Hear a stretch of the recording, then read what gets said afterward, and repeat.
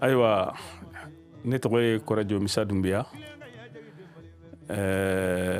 Namun kɔrɔtigiw ka ayiwa jɛkulu min bɛ ko Maya Bulon, o bulontigi de ye ne ye.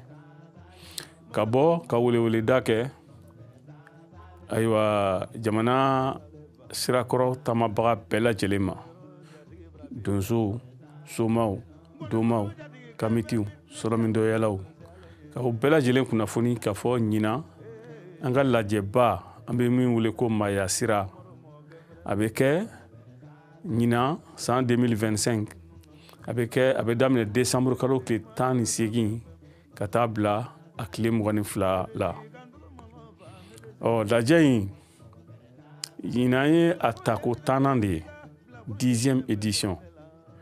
A bɛ labɛn Maya Bulon ani Bois Sacré fɛ. Ayiwa aw bɛɛ lajɛlen welelen don aw ka bɔ i ko kɔnɔkulu.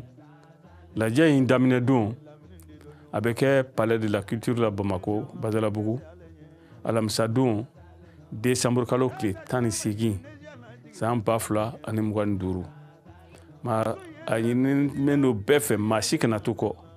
An ka bɔ k'an ka namu don ba la, an ka bɔ k'an ka bamananya don ba la, an ka bɔ ka farifinya don ba la.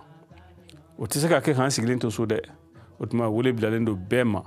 Maya Bulon tɔgɔ la, Bois Sacré tɔgɔ la, bɛɛ lajɛlen ka bɔ i ko kɔnɔkulu.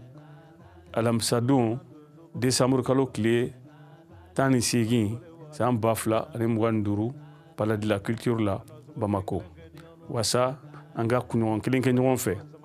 Kunɲɔgɔn kelen in kɔnɔna na an bɛ an yɛrɛ ɲɛfɔ ɲɔgɔn ye, k'an ka namu ɲɛfɔ jama ye, ka bamananya ɲɛfɔ. An bɛnbaw tun bɛ sira min kan k'o ɲɛfɔ jamaw ye. N'an y'o kɛ an bɛ sɔrɔ ka taa dandaliso la ka babu ninnu ka tɛmɛ n'u ye. N'an bɔra yen an bɛ taa Bois Sacré ka sɔnnikɛyɔrɔ la ka taa an bɛnbaw matara. N'an bɔra yen an bɛ taa Jitumu Manden ka taa kɔmɔko kɛ.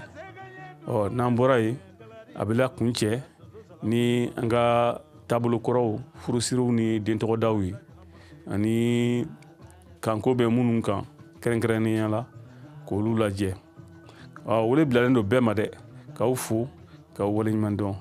Hali bi nin tun ye bulontigi, Maya Bulon bulontigi Kɔrɔjo Misa Dunbiya a ka weleweleda ye k'an ye k'a lase aw bɛɛ lajɛlen ma, k'aw ni ko aw dansɔgɔ, aw k'an sɔni.